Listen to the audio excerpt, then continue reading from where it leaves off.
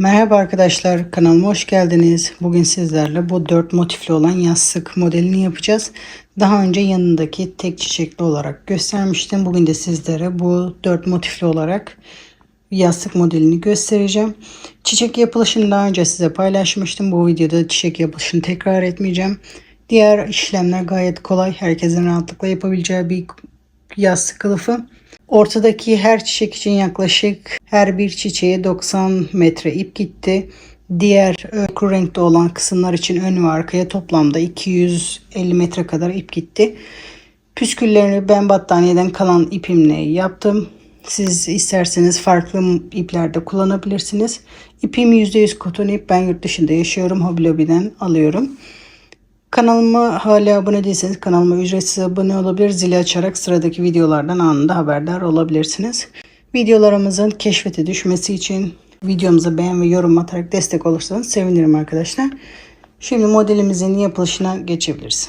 Bu modeli yaparken ben bu şekilde %100 koton ip kullanıyorum. Yurt dışında yaşıyorum. Yabancı marka ip kullanıyorum. Amerika'da Hobby Lobby mağazasından alıyorum. 71 gramda 109 metre ip varmış. %100 koton. 5 milimetre tığla örülüyormuş ama ben 4 milimetre tığla öreceğim. İpimin markası bu. İstediğiniz marka koton iplerle örebilirsiniz. Hatta battaniye ipleri farklı iplerle de kullanabilirsiniz. Bu çiçeğin yapılışını daha önce paylaşmıştım. Bu videoda bu kısmı anlatmayacağım. Çünkü yapılışı bayağı uzun. Videoyu uzatmak istemiyorum. Yapılışı için önceki paylaştığım videoya bakabilirsiniz. Şimdi ben direkt etrafına yapılışına geçeceğim. Çiçek kısmını bu şekilde 6 yapraklı olarak hazırlıyoruz. Ondan sonra kenar kısmına geçiyoruz. Ben şimdi ortası turuncu olan etrafı ekru renkte olarak devam edeceğim. İpimi alıp bir zincir yaparak başlıyorum. Motif yüzü bana doğru olacak. Çiçeğin herhangi bir yerinden başlayabilirsiniz. Bu arkada çakma trabzan yaptığımız yerlere ipimizi sabitleyelim. Ben şu anda tam köşeden başlayacağım. 4 zincir köşedeki trabzan için yapıyorum. 2 zincir de aradaki zincir sayısı için yapıyorum. Toplamda 6 zincir yaparak başlıyorum. 2, 3, 4, 5, 6. 4 zincir ilk köşedeki trabzan için, 2 de ara dönüş için yapıyoruz. Tığıma bir sefer doluyorum normal trabzan yapmak için. 2 trabzan tepesi atlıyorum. Üçüncüsüne batarak normal trabzan yapıyorum. 2 zincir. Hep aralarda 2 zincir çekip aşağıdan da 2 tane atlayacağız. 2 tane atlıyoruz. Üçüncüye bir çakma trabzan yapıyoruz. Bir sefer tığıma doluyorum. 2 tane atlıyorum. Üçüncüye batarak üçünü birlikte yapıyorum. Normal trabzan değil, üçünü birlikte yapıyoruz. 2 zincir.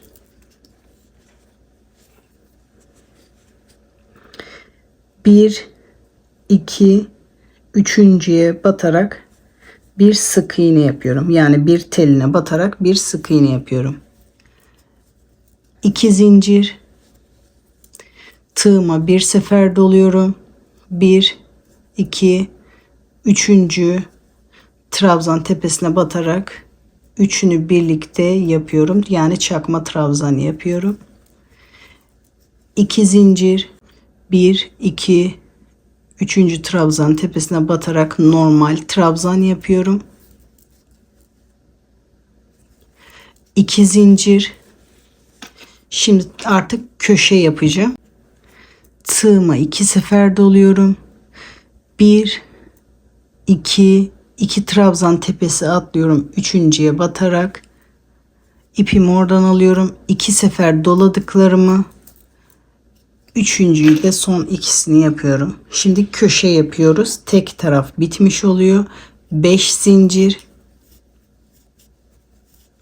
Tekrar tığımı 2 sefer doluyorum. Aynı battığım yere tekrar batarak üçlü trabzanımı yapıyorum. 2 sefer doladıklarımı son sefer ikisini birlikte yapıyoruz. Şimdi diğer kenara dönüyoruz. Bir kenarı bitirdik. 2 zincir, tığımı doluyorum. 1 2 üçüncü trabzan tepesine batarak normal trabzan yapıyorum. 2 zincir, tığıma bir sefer doluyorum. 1 2 üçüncü trabzan tepesine batarak çakma trabzan yapıyorum. Üçünü birlikte. 2 zincir, 1 2 üçüncü zincire, üçüncü trabzana batarak bir sık iğne yapıyorum. 2 zincir, tığıma doluyorum. 2 boşluk atlayarak üçüncü trabzan tepesinde çakma trabzan. 2 zincir, tığıma doluyorum. 1 2 üçüncü boşlukta bir trabzan. Tekrar köşeye geldik. 2 zincir, tığımı 2 sefer doluyorum. 1 2 üçüncü boşlukta üçlü trabzan yapıyoruz. 5 zincir, tığımı 2 sefer doluyorum. Aynı boşluk içerisinde tekrar üçlü trabzan yapıyorum. İkinci köşemizde oluştu. Diğer iki kenarı da yapıyoruz. Bu köşeye kadar, sıra sonuna kadar bu şekilde yapalım. Sıra sonuna kadar geldim. Köşeden önceki trabzanı da yaptım.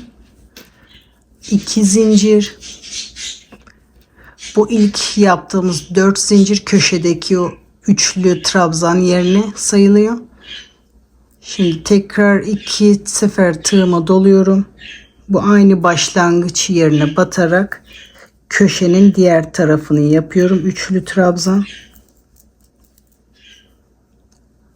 Köşedeki bir taraftaki trabzan oldu. Bu da diğer taraftaki trabzan. 5 zincir yaparak bunu birbirine birleştiriyorum. 1 2 3 4 5. Dördüncü zincire batarak ipimi alıyorum. İlmeğimin içinden geçirerek sıramı birleştiriyorum. Bu şekilde köşemde oluşmuş oluyor.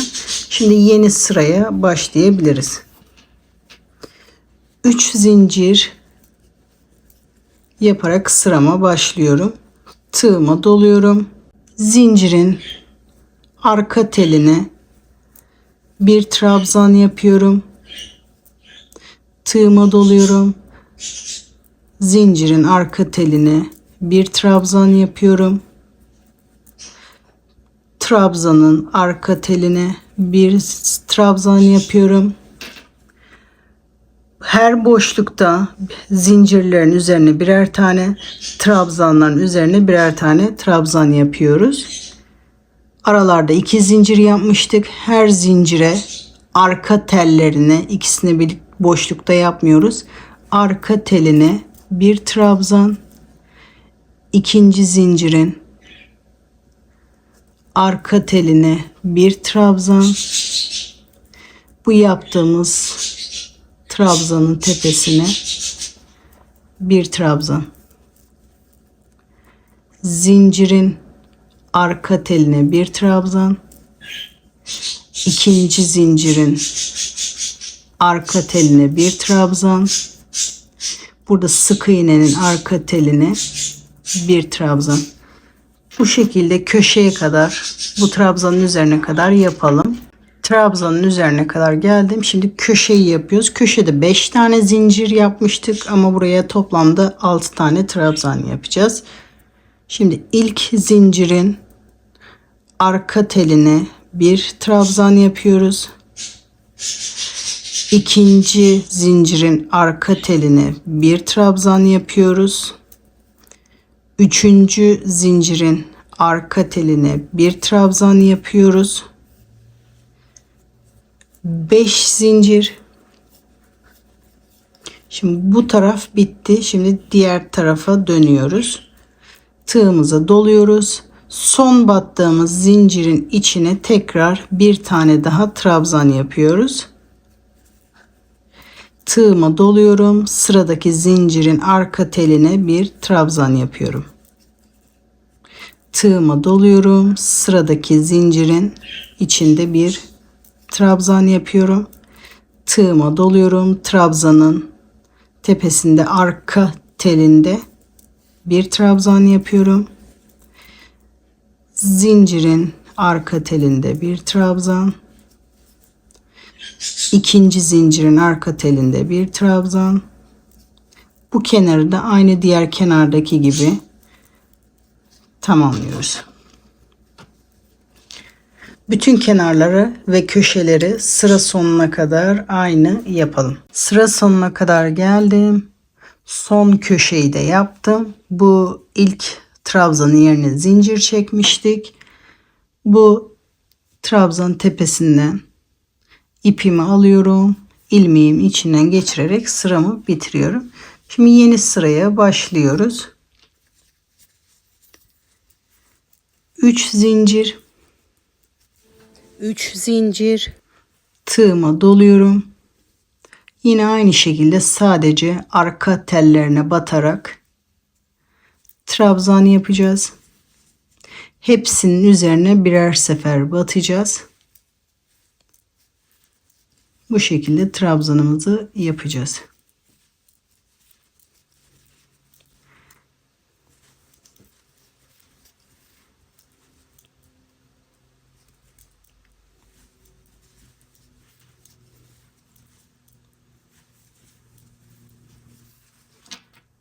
Bu şekilde köşeye kadar yapalım.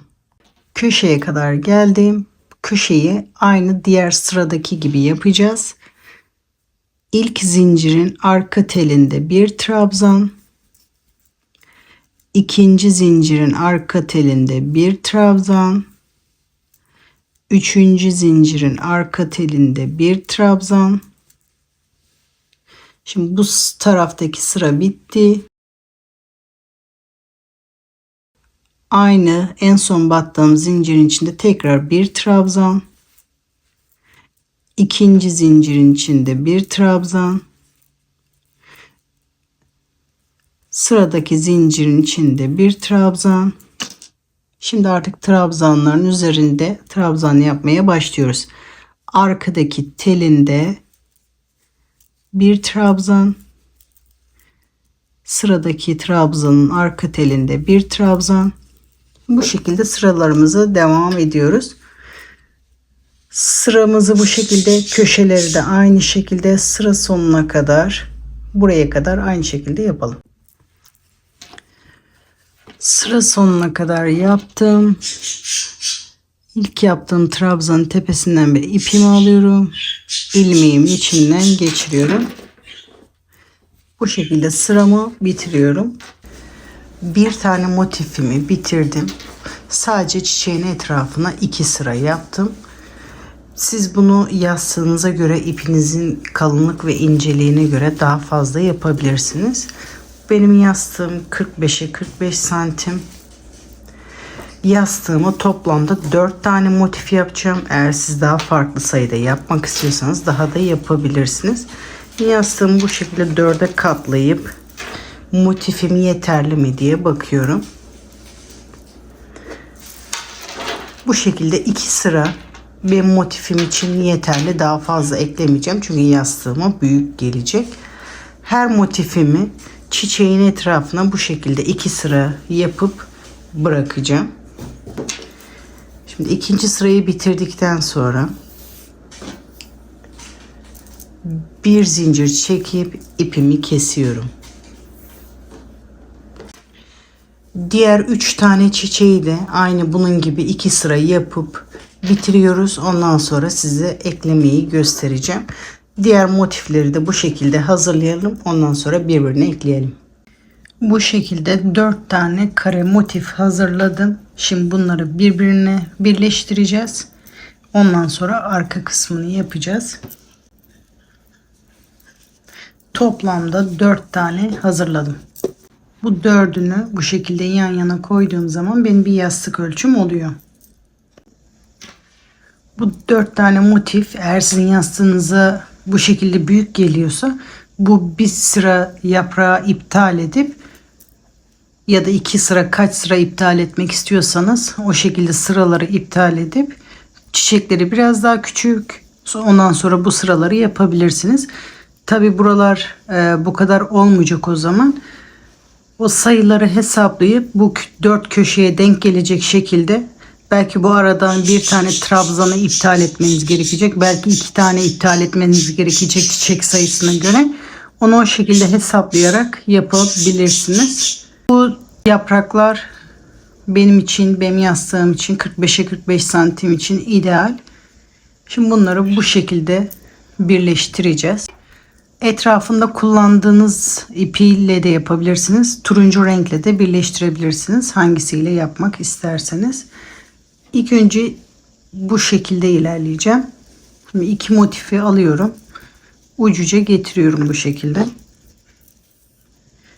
İpimi alıyorum. Bir zincir.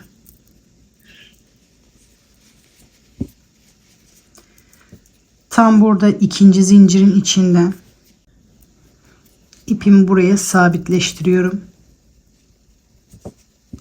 Diğer köşenin de ikinci zincirin bana olan tarafındaki telinden ipi alıyorum. İlmeğimi içinden geçiriyorum. Yanındaki zincirin arka telinden alıyorum. Arkadaki motifin ikinci zincirinden bana olan tarafındaki telin içinden bir tığımı geçiriyorum. İpi oradan alıyorum. Bu zincirin içinden geçiriyorum. İlmeğin içinden geçiriyorum. İz sürme tekniği yapıyoruz. Motifi birleştirirken. Hep arka telinden, şimdi trabzanın arka telinden, diğer motifin de arka teli ama bana doğru dönük olduğu için benden taraftaki teli oluyor. İpimi oradan alıyorum. Bu telin içinden geçiriyorum. İlmeğimin içinden geçiriyorum.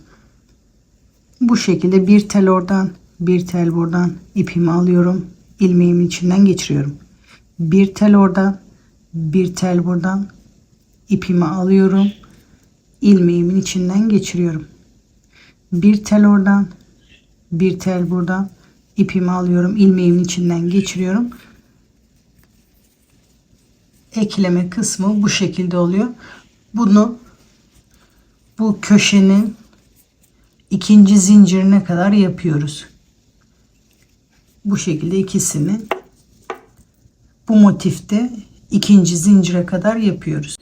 Trabzanlı kısım bitti. Şimdi zincirli kısma kadar geldim. İlk zincirlerin birer tellerinden alıyorum.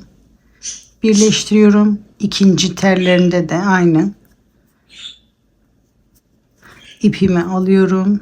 Birleştiriyorum. Şimdi bu motifin tek taraf birleştirmesi bitti. Şimdi bu diğer motifleri birleştireceğiz. Şimdi bunları buradan devam edeceğiz. Bu motiflerle işimiz bitti burasıyla. Şimdi bu 2 motife devam ediyoruz.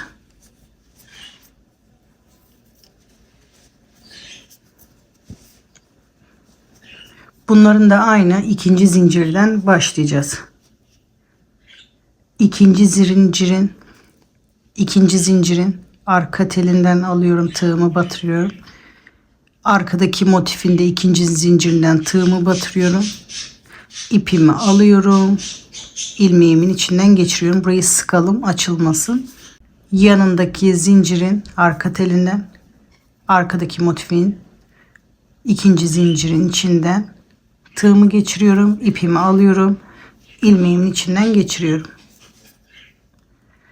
Burayı da sıra sonuna kadar aynı şekilde devam ediyoruz.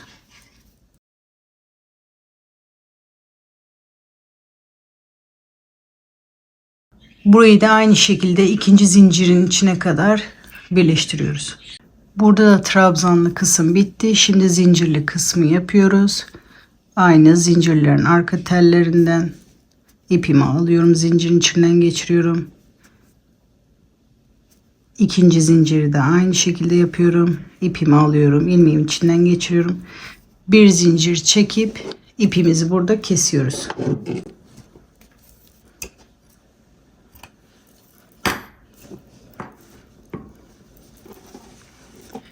Şimdi burayı birleştirdik. Çeviriyoruz.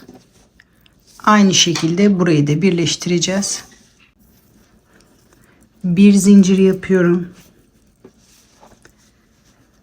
Burada da aynı ikinci zincirin içinden başlıyorum.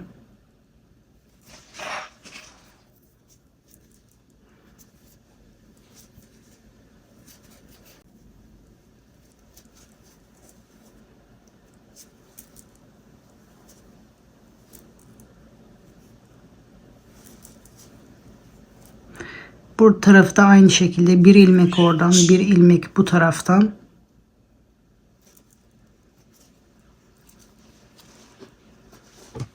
Bu şekilde buraya kadar birleştirelim. Ondan sonra yarıdan öte tarafı da aynı şekilde yapacağız. Trabzanlı olan yere kadar birleştirdim. Şimdi zincirli kısma geldim. İkinci zincirde burada birleştirmiştik. Burada sadece bir zincir birleştireceğiz. Bir tel bu taraftan, bir tel o taraftan, zincirden de aynı şekilde yapıyoruz. Şimdi ikinci zincirde burada birleştirme yapmıştık. Bunun da sadece bir telinden şu şekilde ipimi alıyorum. İlmeğimi içinden geçirerek diğer tarafa geçiyorum. Burada da aynı zincirin bir telinden, diğer tarafta da zincirin bir telinden alıyorum. İpimi oradan alıyorum. İlmeğimin içinden geçerek diğer tarafa da başlıyorum. Bu şekilde sıramızı, burayı da sıra sonuna kadar yapalım. Burayı da ikinci zincirin içine kadar birleştirdim. Bir zincir çekip ipimi kesiyorum.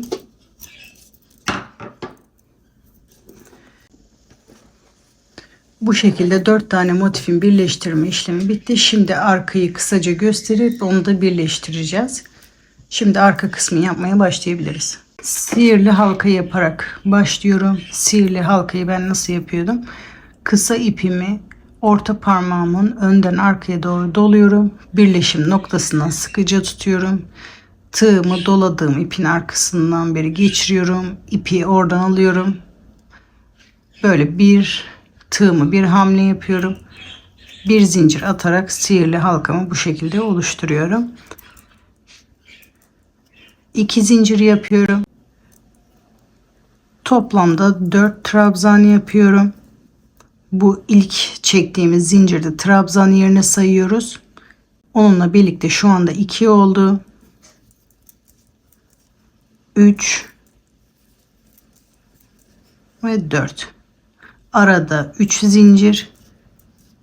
Köşe için tekrar aynı sihirli halka içinde 4 trabzan daha yapıyoruz. 1 2 3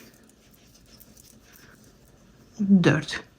Tekrar 3 zincir köşe için tekrar 4 trabzan yapıyoruz.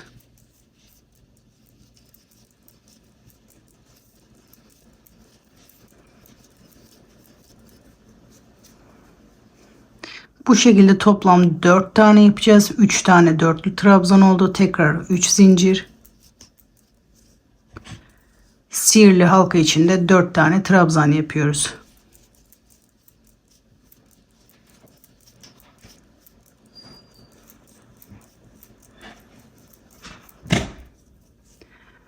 Trabzan yapma işlemi bitti. Halkamızı iyice sıkıyoruz.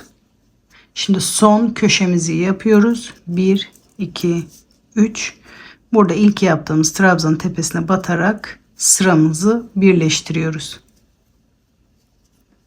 Bu şekilde ilk sıramızı tamamlıyoruz. Şimdi ikinci sıraya geçiyoruz. 3 zincir. trabzanın tepesine batarak bir trabzan yapıyoruz. Trabzanın tepesine batarak bir trabzan. Bu ipimizi de dolaştırıyoruz. Bu şekilde trabzanların tepesine birer trabzan yapıyoruz. Köşelerde de zincir içerisinde 2 trabzan, yeni sırada tekrar köşe yapabilmek için 3 zincir yapıyoruz. Tekrar aynı zincir içerisinde diğer sıranın 2 trabzanını yapıyoruz. Şimdi bütün trabzanların üzerine birer tane trabzan yapıyoruz. Aşağıda 4 tane vardı. Hepsinin üzerine birer tane trabzan yaparak 4 tane trabzan yapıyoruz.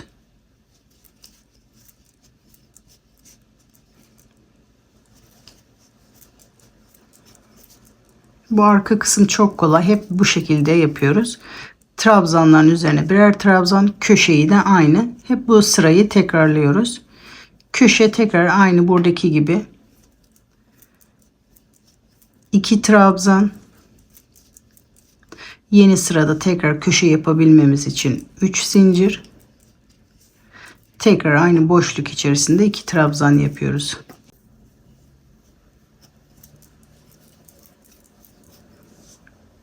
Trabzanların üzerine birer tane trabzan yapıp sıramızı bu şekilde sıra sonuna kadar tamamlıyoruz. Son köşede 2 trabzanımı yaptım. Sıranın ilk başına yaptığımız trabzanın tepesine batarak ilmeğimin içinden geçiriyorum. Şimdi yeni sıraya başlıyoruz. Aynı diğer sırada yaptığımız gibi 3 zincir, trabzanın tepesine bir trabzan, trabzanların hepsinin tepesine birer tane trabzan,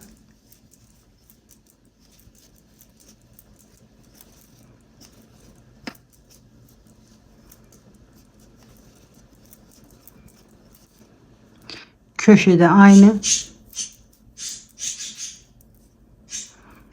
2 trabzan, 3 zincir,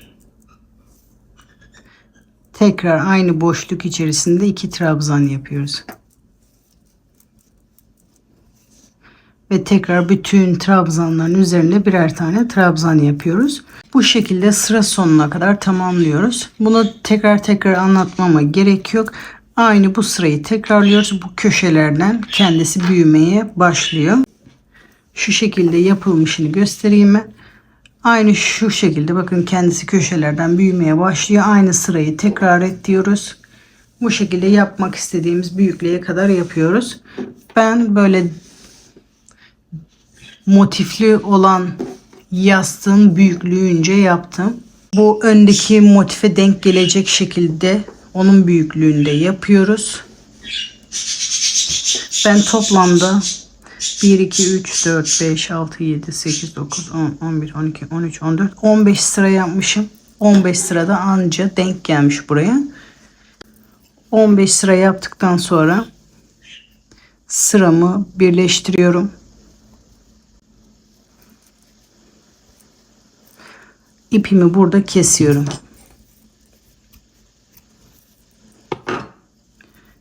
İpimizi arkada saklayalım. Şimdi ön parçayla arka parçayı birleştireceğiz.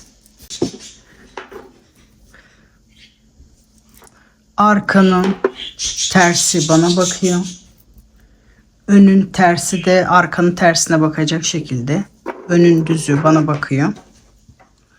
Bu şekilde üst üste yerleştiriyorum.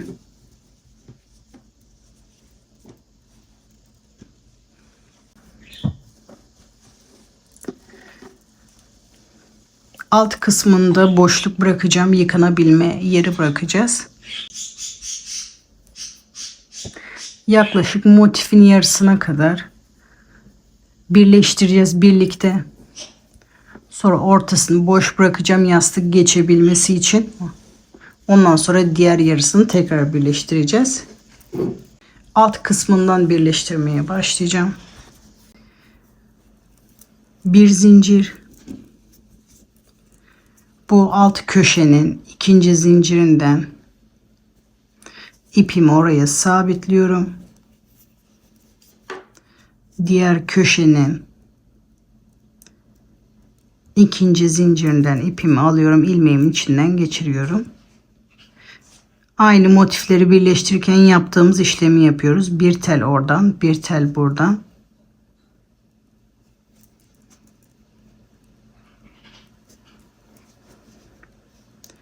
Trabzanların üzerinde de aynı şekilde bir tel oradan, bir tel buradan.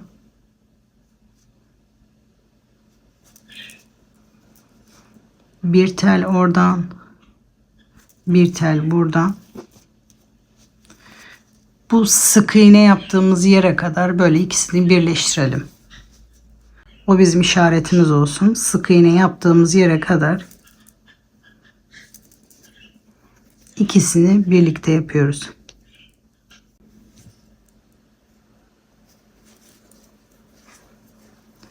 Motifin üzerine bu yeri başlarken bakın sık iğne yaptığım yere kadar birleştirme işlemini yaptım. İkisini birlikte yaptım. Şimdi bu ortada yastık geçecek yer boşluk bırakacağız. Şimdi artık sadece tek tarafı yapacağım. Bu tek tarafa da iz sürme yapıyorum ki burası esnemesin, hep yastık geçirirken esneme olmasın diye. Bakın şu anda bile esnedi. Şimdi sadece tek tarafta yapacağız. Bakın diğer tarafa bıraktım. Tek tarafın arka telinden ipimi alıyorum. İlmeğin içinden geçiriyorum. Sadece tek tarafta iz sürme yapıyoruz. Esnemeyi önlemek için hem de ağız kısmı daha hoş duruyor.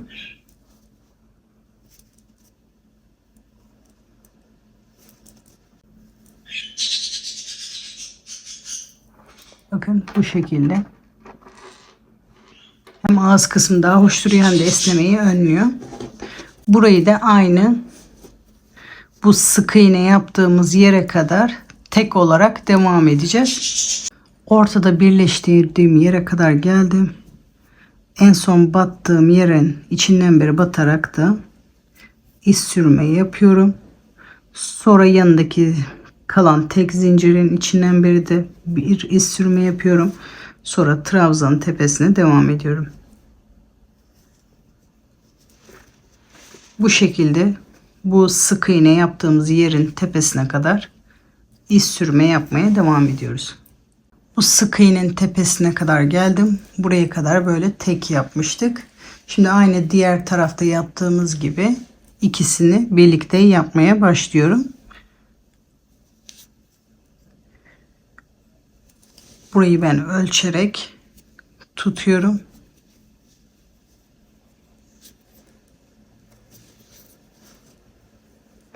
Yine aynı şekilde bir tel oradan, bir tel buradan.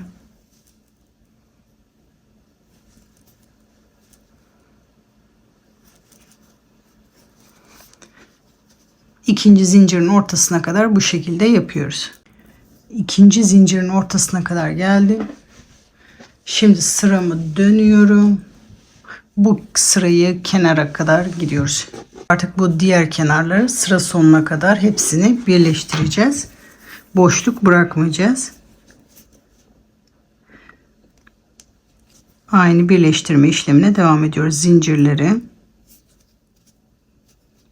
sonra trabzanları iz sürme yaparak birleştirmeye devam ediyoruz. Bu şekilde ortaya kadar devam edelim. Ondan sonra diğer kenarlarda yapmaya devam edelim. Ortaya kadar geldim. Aynı zincirden bir tel, arkadan bir tel, ortadan bir tel. Bu orta kısmı çok esnememesi için, şimdi arkada zinciri yok, sadece önde zinciri var. Bu ortadaki yeri de aynı zincire battığım arka telden beri yapıyorum. Bu zinciri de aynı arka telde yaptığım yerden beri yapıyorum. Aynı boşlukta yapıyorum arkada. Sonra sıradaki trabzanı arkadaki sıradaki trabzanın içinden beri yaparak sırama devam ediyorum. Hem burası çok esnemesin hem de arkada zincir olmadığı için burası denk gelmesi için bu şekilde yaptım.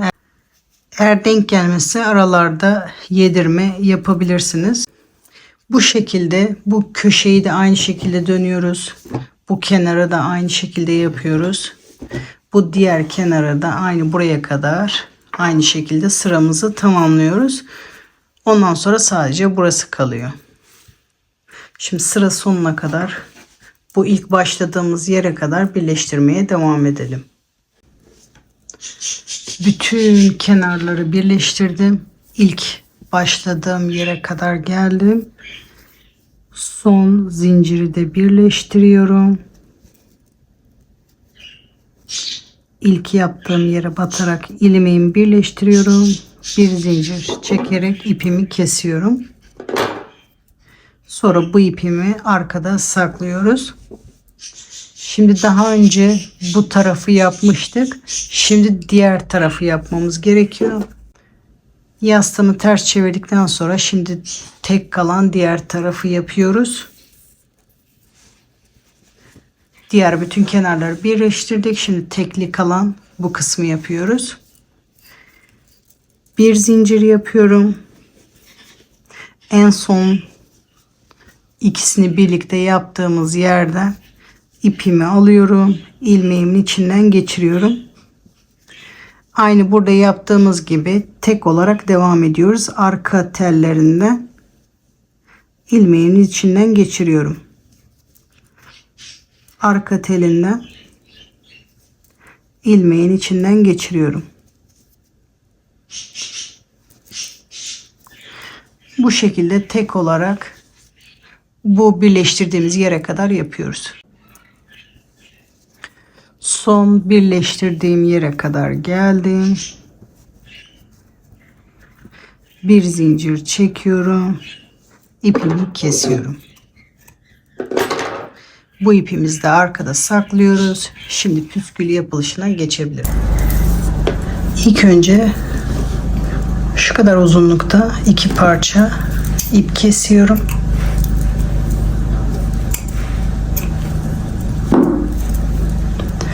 İpin bir ucunu bu şekilde elimde tutuyorum.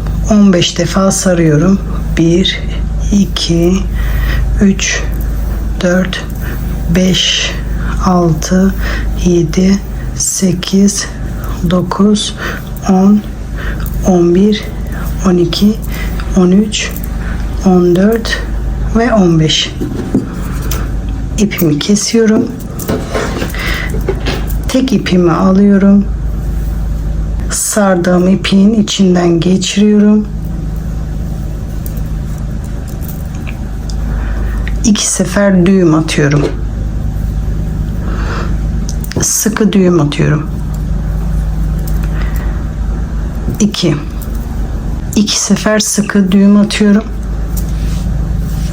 Sonra diğer ipi alıyorum. Bir ucunu püskülümün boyunca böyle tutuyorum. Yaklaşık 2 santim kala parmağımı böyle sıkıca bastırıyorum. İpin diğer kalan kısmını püskülün etrafından sarmaya başlıyorum. Üst üste gelmeyecek şekilde, böyle yan yana gelecek şekilde sarıyorum. Bu şekilde 4 defa, dilerseniz 5 defa sarıyorum. Sonra ipin diğer ucuyla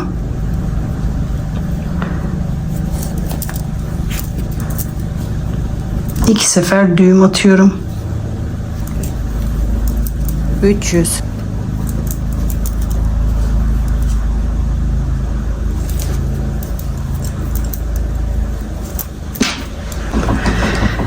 İğne yardımıyla ya da tığ yardımıyla bu düğüm attığımız,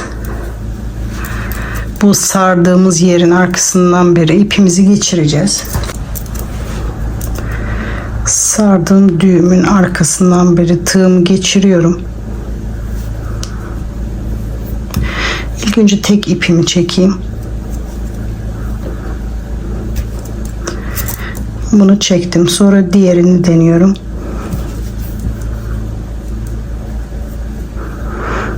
Diğerini de çektim.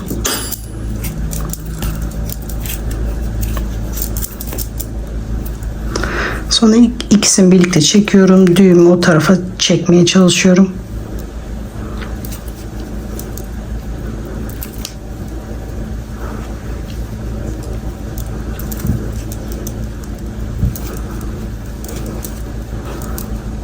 Ve bu şekilde oluyor. Sonra püskülümüzün boyunu da ayarlıyoruz.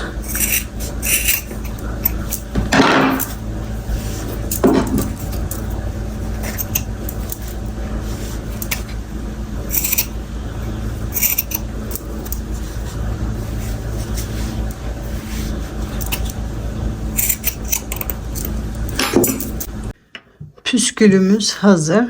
Ben normal kendi ipinden yaptığım püskülü gösterdim. Siz bunu kredi kartona sararak da yapabilirsiniz. Ben elimde yaparak gösterdim. Bunu daha fazla büyük yapmak istiyorsanız elinize daha fazla sararak daha büyük olmasını sağlayabilirsiniz. Ben şimdi kendi renginde daha önce battaniyeden artan böyle kalın ipimi kullanacağım. Bu ipim de akrilik ip. Daha hoş durması için bu ipten yaptığım püskülü kullanacağım. Bu tam köşelerden ipimin tekini alıyorum.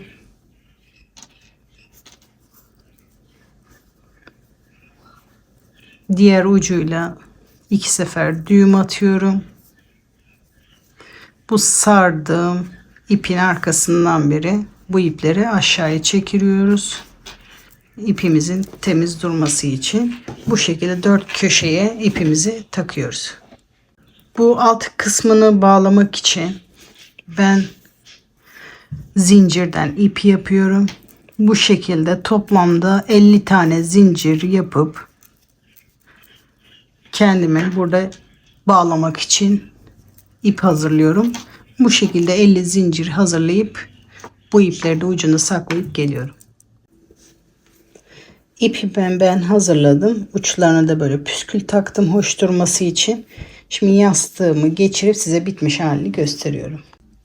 Yastığım bitmiş hali bu şekilde. Videomu buraya kadar izlediğiniz için teşekkür ederim. Kanalıma hala abone değilseniz kanalıma ücretsiz abone olabilir. Zili açarak sıradaki videolardan anında haberdar olabilirsiniz. Sıradaki videolarda görüşmek üzere. Hoşçakalın. Kolay gelsin.